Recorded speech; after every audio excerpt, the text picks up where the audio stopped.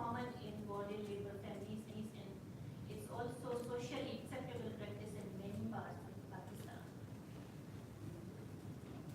There are some international studies which have validated that most children in bonded laborers are from marginalized minorities communities, including Dalits, Hindu Dalits, and Christians. A study conducted by IDSN in 2008 shows that 84% of bonded laborers are scheduled caste or Dalit.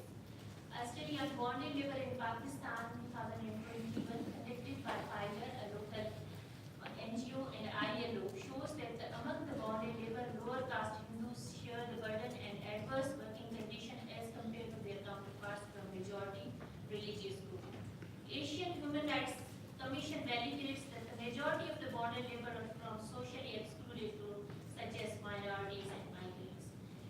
And US Department of Labor report 2021 says that minorities and caste are the major factor making children vulnerable to child labor. I'm quoting from their report. It says marginalized minority communities such as Christians and Hindu Dalits are likely to be less educated, land and other assets, and to be discriminated against by their surrounding communities, police, and judicial systems. Poverty is considered one of the reasons for exploitation. Still, their caste, intersecting with class, religion, geographic location, construct a helpless position that limits them to least paying jobs and trap them in the vicious cycle of poverty and discrimination. Government of Pakistan has formulated a number of different laws to eliminate exploitation and discrimination and abuse. However, government functionaries need more strength and skills to address such issues. As mentioned earlier, some of the laws and standards shows that government commitment to addressing the menace of exploitation, but its implementation needs to be bonded and child labor, but they need to be strengthened to include caste as one of the main factors in the prevalence of bonded and child labor in Pakistan. Government need to allocate sufficient budget for income support, skill enhancement, and employment generation program for poor and excluded groups, including Dalits. And it need to be ensured that free education and scholarship program for higher studies to Dalit students. Government need to organize training programs for labor inspectors and law enforcement authorities on caste issues to strengthen enforcement and monitoring mechanisms. Participation and representation in political fora need to be ensured as well. At present, there are 34 or so reserved seats in legislative fora for non-Muslims in Pakistan. The representation of scheduled caste or Dalit community is negligible. Only two of people are at national level political forums. All these facts on child and modern labor in Pakistan are taken from national and international studies, which tells that caste is one of the root cause of child and modern labor. It is urged that United Nations take caste issue as a priority and as it intersects with gender, geographic location, and poverty, creating vulnerable positions that trap Dalits in child and modern labor and severe human rights violation. Caste need to be mainstreamed in United Nations systems and agenda to eliminate child and modern labor. Thank you so much. Thank you so much, Bhagwani. That was really interesting, and you pulled out some really clear and concise facts for us there. There'll be plenty of opportunity, I hope, at the end for some questions, but I am going to move on to Bangladesh. Kamala Barak is the International Affairs Secretary at the Bangladesh Dalit and Excluded Rights Movement. She has been advocating for Dalit rights both at the national and international levels for the last 13 years. She is emerging as a Dalit women's leader who will carry forward the Dalit movement in Bangladesh. Kamala will inform us about caste discrimination, post about Bangladesh power struggle and the removal of Sheikh. Over to you, Kamala.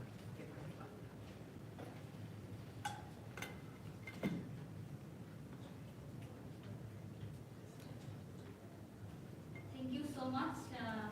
My name is Tamanna Singh Barai, and I belong to the Dalit community there are a minority 7.95% and Dalit estimated 5 million in Bangladesh. Dalits are so marginalized, they are almost invisible. There are also Dalit Christians, Muslims and Buddhists, but the majority are Hindu. They perform so-called menial jobs such as cleaning, manual scavenging, leather processing or pig rearing. They also work as laborers in farms and tea plantation areas. My organization's BDERM, Bangladesh Dalit and Excluded Rights Movements, has been working on promoting the rights of Dalits for several years. Bangladesh has seen a massive political change in recent months. For the last 15 years, the government led by Prime Minister Sheikh Hasina had become increasingly repressive. My community was suffering because of high cost of living and low wages. On July 15, some Awami League supporters and the police attacked students who were protesting against unfair quotas in government jobs. Bangladeshis were very angry and there were violent protests which led so former Prime Minister Sheikh Hasina resigning on August 5. An interim government is now in control until there are new elections. Dalits suffered affected because many of them are daily wages workers and they were too afraid to leave their house. We would only go out for food supplies and during the curfew even that was difficult. After former Prime Minister Sheikh Hasina left the country on August 5, there was no government in Bangladesh for a few days. As a result, there was a complete breakdown of law and order. Some people decided to attack the house they believed had supported Sheikh Hasina, whether it is the police or members of the minority community. According to them, the minority is the vote bank and supporter of Nokamata or Awami. There were also looters and criminals who decided to take advantage. Dalits were harmed in this attack. Our homes, places of worship and business were attacked. We could not go to the police to seek protection because most policemen were hiding, fearing that they would be punished for the atrocities during the protest. In many cases, it was our Muslim neighbors or students from the madrasas who came to protect us.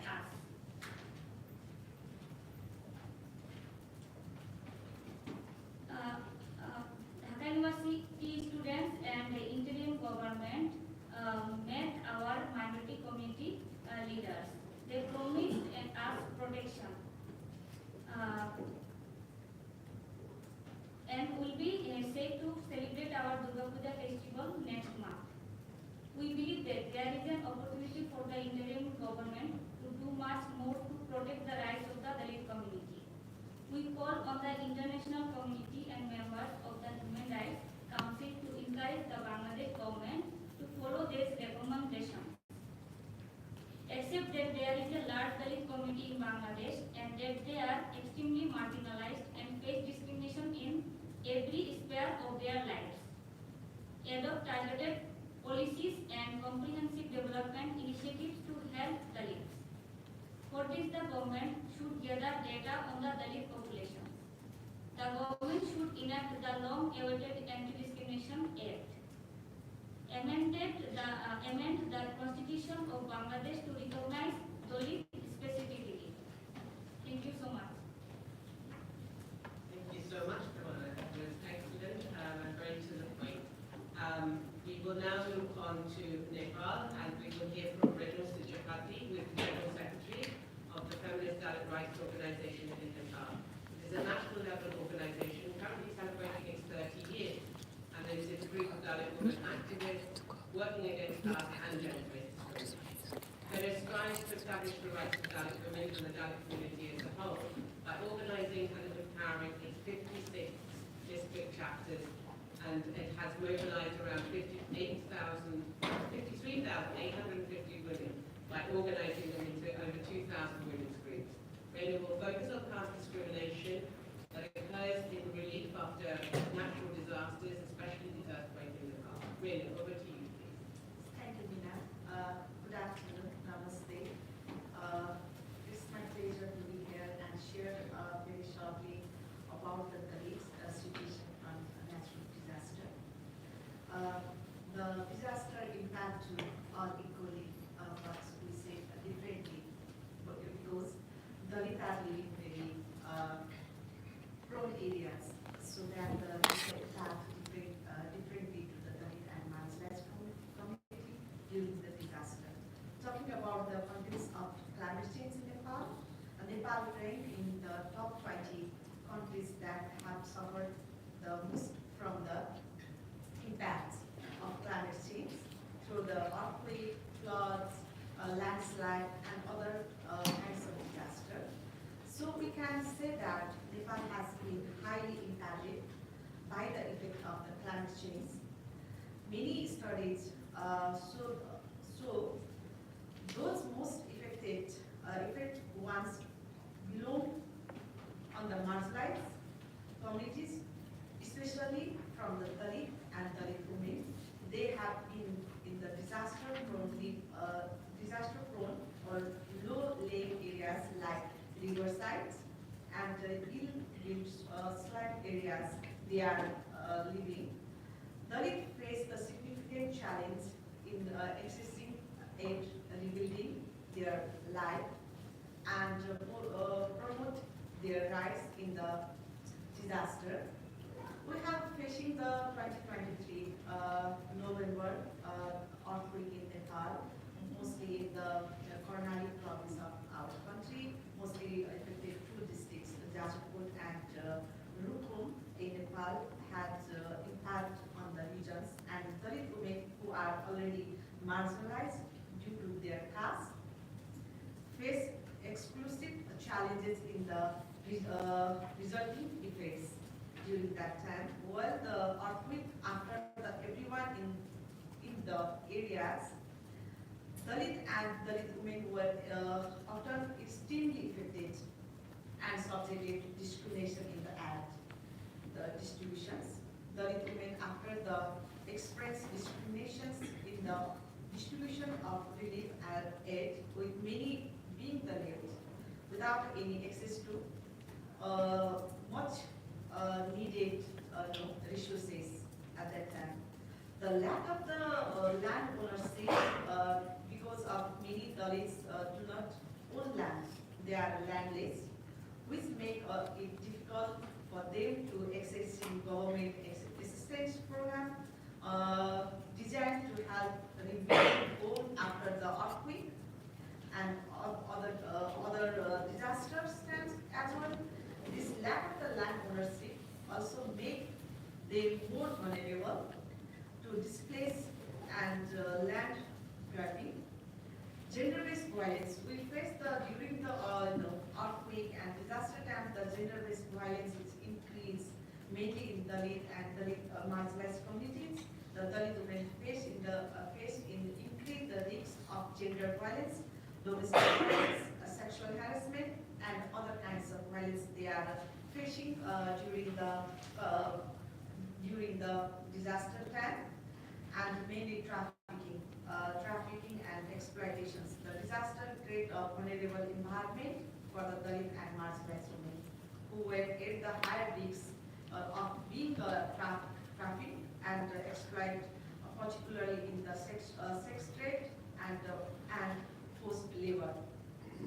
Well, I'd like to share very briefly to recover. Well, significant progress has been made in current years addressing to the challenges in Nepal. Mostly try to address the Dalit and marginalized community, but it is not sufficient for them. And to ensure that Dalit and Dalit women can rebuild their life and participate fully in the country recovery, it's necessary for them. I share some pledge which is addressed to nationally and some internationally as well. To promote equality and inclusions, because the implementation policy and program that promote equality and inclusion and ensure that Dalit have equal access to education, health, and economic opportunity, and strengthen legal protections, and support Dalit lead organizations, that are working to empower the Dalit communities for advocating for their rights, and invest in disaster preparedness, because I already mentioned that Nepal is the prone areas, so that every year we are facing the loss of disaster, natural disaster, human-made disaster, so that its effect to the Dalit and marginalized community mostly. And for this, they invest in the disaster preparedness and response plan and priorities the need of the vulnerable communities, including Dalit and Dalit women. By addressing those issues, Nepal can ensure the more just and equitable future for all its citizens, including Dalit and Dalit women. Thank you so much. Excellent, Meena. Thank you so much for giving us that overview, and especially the lack of receipt of aid during the natural disasters. Our last speaker is Abhirami. Abhirami Jyotiswaran is the General Secretary of the All India Dalit Women's Movement, pillar of the National Campaign of Dalit Human Rights. Abhirami has been with the organization for 18 years in various capacities and has been General Secretary of the All India Dalit Women's Movement since 2019. Abhirami will talk to us about caste discrimination and gender justice, especially in light of the recent unrest after the rape and murder of the young female doctor in Kolkata. Abhirami, over to you.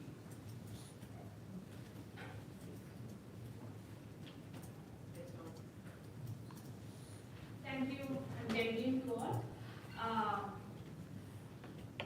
We all are aware the rise of the sexual violence in India. It has been alarming in proportionate. It is very high in the last few years. And the recent incident where the 30-year-old young women trainee doctor has been raped and murdered within the hospital of RJ hospital in West Bengal in India. It has created a lot of huge and cry within the nation, creating a sense of insecurity among the women, especially on working women, about the situation of safety and security. When this has created an outcry, even the public, international, and the national, it became a very massive reach everywhere. People are protesting and demanding for justice and a fact investigation. Within the same month, it is more than not even a week, a Dalit nurse who's been in UP, she has been raped by a doctor in a private hospital in Uttar Pradesh state. But it has not gained any such of attention or national attention. Only the women group, especially the Dalit women group, are giving a solidarity message or raising the issue at different platforms. So it clearly says the apathy when a general non-Dalit women have been raped and murdered, a huge outcry is there, but when it comes to a Dalit woman, it's another violence, it's another kind of thing. So the apathy of Dalit women, the intersectionality, here the place, the intersectionality of caste and gender, how the women, Dalit women are oppressed because of this intersectionality is very clearly indicated. Despite we have a constitution which protects Dalits, which empower them, and also have a special legislation to address the violences and also to prevent violences, the escalating violences against Dalit women are alarming in India. Even it has been clearly indicated by the Ministry of Home Affairs data, NCRB, National Crime Record Bureau, which clearly indicates there is a surge of violence against Dalit women. In the year 2014, it is 6 Dalit women are raped every day, but when it comes in 2022, it is more than 11 Dalit women minor girls are raped. So it clearly indicates within a decade, from 2014 to 22, it has been more than double the crimes has been increased against the Dalit women and minor girls, because the assertion is very much increasing, as well as it also plays a critical role of that backslash has been women has been facing. But I would like to say this number looks very big. Every day 11 Dalit women are raped, including the minor girls, but this is a tip of the iceberg. We know the reality, how many people are approaching police in order to register the cases, because most of the women in the rural area are dependent on the livelihood of the dominant caste people who are the landlords or landowners. So it is very difficult for the women to come out and share their experiences or to register the cases. So this is such a tip of the iceberg, and even if the people dare to come to the police station and register the cases, the police and judiciary exhibit the caste and the gender-based patriarchy system within the system. So they also feel that caste and gender biases they exhibit it. So it is very difficult for the women to access justice. I would like to say in report an incident where a Hathras case which happened in Uttar Pradesh, it has gained a national visibility about the issue of Dalit women, so it will be easy if I state that. It's a 19-year-old Dalit girl has been gang raped by 4 so-called upper caste men, the dominant caste men, raped her, and she had been badly injured. Her spinal cord has been broken, her tongue has been cut, and it is very, very cruel. She has died after 2 weeks due to these injuries. But the police administration, the district administration, they want to tamper the evidences. So they, at the midnight, they have cremated her body without the consent of the family. Even the family house has been locked by the police officers, and they cremated the body at the midnight of the incident. So it clearly says what is the thing? It is not only the dominant caste people, even the police and the judiciary has a mindset which exhibits this caste and gender bias, which leads to very low conviction. So the people, whoever assert their rights, even they dare to come to register the FIR, they have been faced this kind of discrimination and the bias, which in that area most of the women never comes out to register such a case because they have a fear, if I go to the police station, how the police will treat me. So this is the status in India.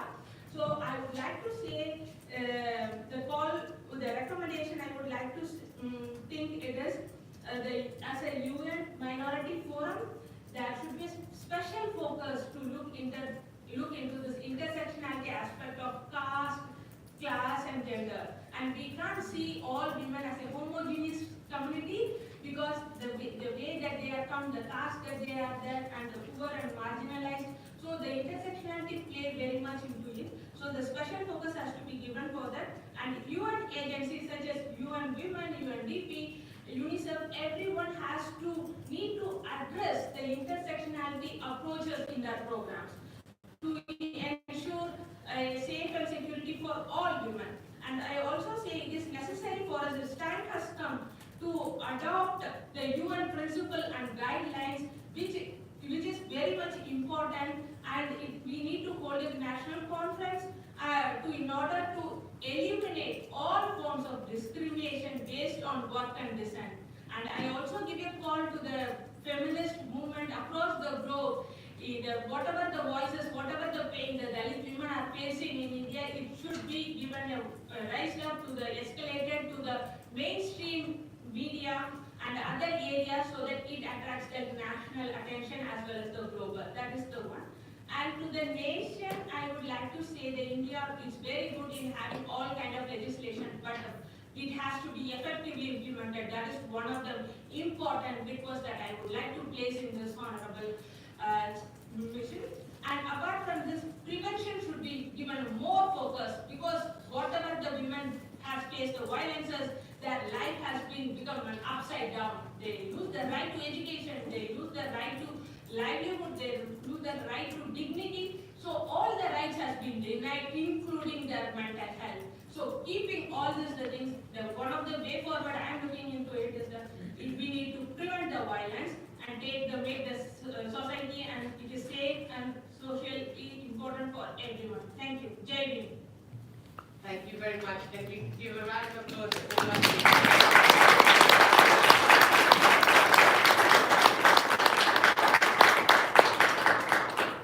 And following on from that strong and impassioned statement from our speakers, ending with Abhirani there, I am going to open up to questions, interventions, and queries from the floor. I mean, you've heard similar but also very different statuses in each of the 4 countries. India has an incredibly strong constitution. It protects the human rights of all of its citizens. Nepal has the Anti-Untouchability Act, but there is little to no protection in Pakistan and Bangladesh. We do have an Anti-Discrimination Act in Bangladesh, but I think it has been pending since 2011, and I think it's still being debated in 2022 and then again in 2024. And the Anti-Discrimination Act is anti-discrimination for all. So, you know, this would be one small step to move forward in that particular country. I mean, we have an absolute wealth of expertise on the panel here, including our Special Rapporteur. So any interventions, statements, questions from the floor, please do say who you are and where you come from when you ask a question.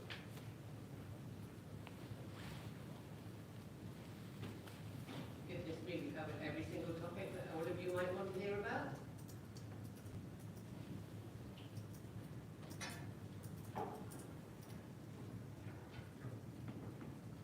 Okay, well, I'm going to give my speakers a bit more time. I made them stick to time, to 7 minutes, and they were all very good at doing so.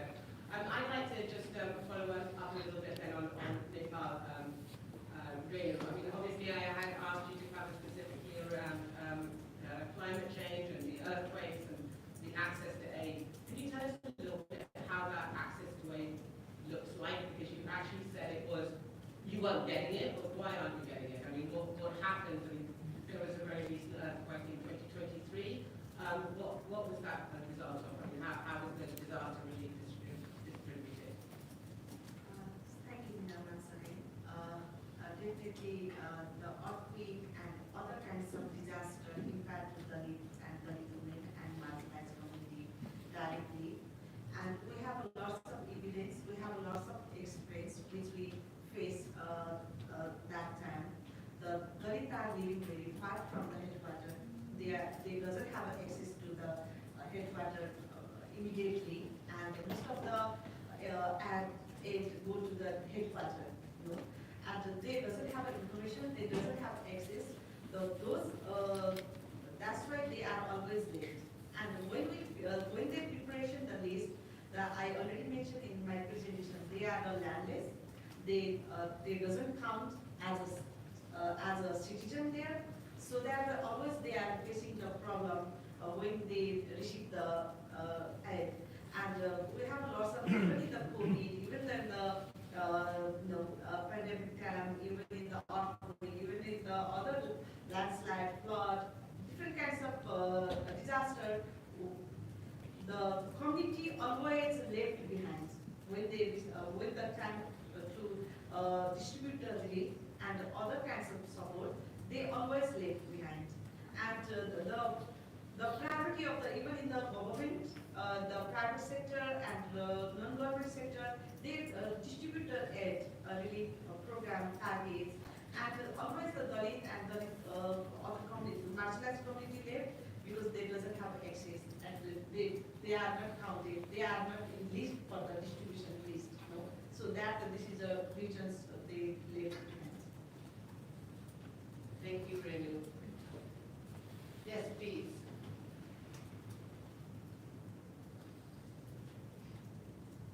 It doesn't work. Yes, it does. We can hear you. Yes, you can? Yeah, I can hear you. Okay, thank you. My name is Nicolas Levrat. I'm working with an NGO defense of human rights in Turkey. My question is regarding your support, the support dedicated for the Dalit communities in India. by the United Nations or other international organizations or NGOs? Do you have enough support, and are there problems against the people who try to help you on the field? Anurag, you want to take it?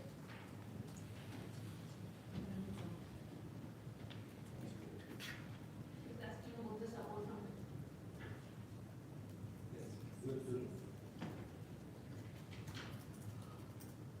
his question is on the support of the UN.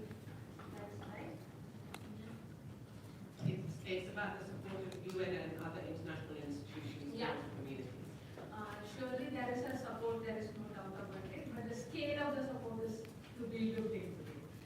There is always a representative or a kind of representation is there within the UN, now the UN Women Steering Committee and other groups, wherever the Dalit women representations are there, but that is not sufficient. It has to be escalated. There should be special programs in order to strengthen the Dalit women leadership. Because until the leadership are not developed, it is very difficult for the people to raise the voice. And in the existing political scenario, it is much more need of it. So it is need to be increased. The support is there. There is no doubt about it. We have given a call. They are hearing us. They are looking into EU and other human rights mechanisms, but it has to be escalated. So in order to help us much more to access justice better. And NGOs, Indian NGOs? non-governmental organizations, NGOs, Are you asking about local NGOs or international? international NGOs. International.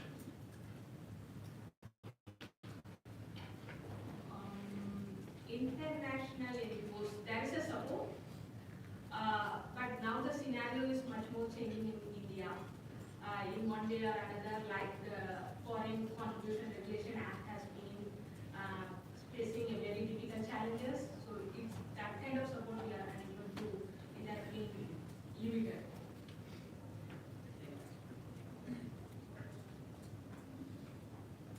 Yes, please. I'm Nishan Firis. I'm from Associate Cultural et France. I'm from Paris. I'm a translator as well. I'm Tamil from Tamil, voicing for the need for the genocide to be recognized in Sri Lanka. And I'm much touched by what was said during this side event. I went to visit Tamil Nadu recently, and what Abhiram said, it's very, very true, and sadly that is the case in Tamil Nadu. My question, I don't know if I sound correct, but I think it is relevant to ask this question as a Tamil woman. As in Tamil Nadu, we don't have this caste system because we don't feel this caste system as strong as in India. My question is, for example, in India there are many states, we know there are multicultural dimension of India. But as Tamil Nadu is concerned, as Tamil nationhood is now mounting, there are some people who sometimes criticize Dalits coming over and speak about Dalits and Dalits being marginalized. How do you see this perception of Tamil nationhood versus Dalitism? I think you understand my question.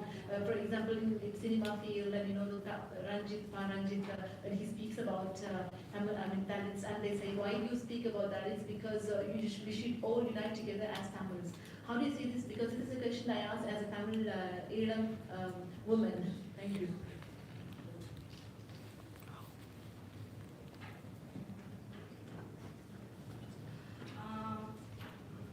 Thank you for this question, really. I don't think that in Sri Lanka the caste system doesn't exist, because we know the tea plantation workers who are being from marginalized community, and we have our Sri Lankan Dalit Solidarity Network, which clearly says about what are the issues that they are facing. So this is what the issue in Tamil Nadu is very visible, because we are assertive. We are asking for our rights, demanding for justice. So whereas in Sri Lanka, because they have the ethnic problems and other kind of, they doesn't want to be much more marginalized. It may be a differences, but I feel as a Tamil, I also have the ownership of being a Tamil hood, but my position also has to be represented in all the decision making and other things as a Dalit woman. always have the identity of Dalit. So the representation should be that it is not the basis of Tamil, only the Brahmin women or some other should be sitting. So the representation is very important. So I feel as a Dalit Tamil women, I'm there already to support the Tamil. Thank you. Thank you. You asked the right question to the right person, can I just say? We will have to wrap up very, very soon, but can I just say from the Special Rapporteur that he has maybe to tell us about your thoughts on it, on this specific issue on identity. Thank you.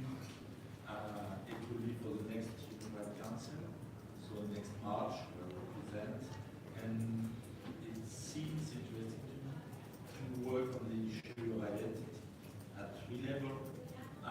First, the individual identity, and I think this last question in the answer was very important, because even in minority groups, in minority communities, we may have diverse identities. So this issue of individual identity is very important for those persons belonging to minority, but also the identity of the group, and how the identity of the group is part of the national identity, or the identity of the state, and how much the identity of the state, or the population of the state, is not only the identity of the dominant group, but is the composite identity which takes into account this diversity in society. So it's a three level. And a bit provocatively, I think the report will deal with the right to identity of persons belonging to minority. In the Universal Declaration of Human Rights and in the International Covenant on Civil and Political Rights, there are provisions about the right to be recognized as a person. And it has not been exploited much by the human rights protections. And I think, especially in the case of persons belonging to minority, it would make a lot of sense. And then naturally, for example, we have the gender issue, which also is part of identity and so on. So it is complex issue again. I guess you understood that I have complex issue. Life is complex. All the complex issues. And hopefully, we just launched a call for input on that, which was put on the website yesterday. So please, if you can contribute on, as example, as also the way you live it, the way you feel it. By the way, even though I'm a law professor, as you say, I want to stress that the mandate which was given to me by the Human Rights Council is not about minority rights, it's much broader, it's about minority issues. So it's not only a matter of rights, it's also a matter of perception, it's also a matter of how these rights are implemented and actually owned by the people to whom they belong. Yes, ownership and realization of rights, that's what we're looking for. And that's a good point to end on. I'd like to just thank our wonderful panel, Abhirami, Varma, Reino, Kamal, and of course, Nicolas. Thank you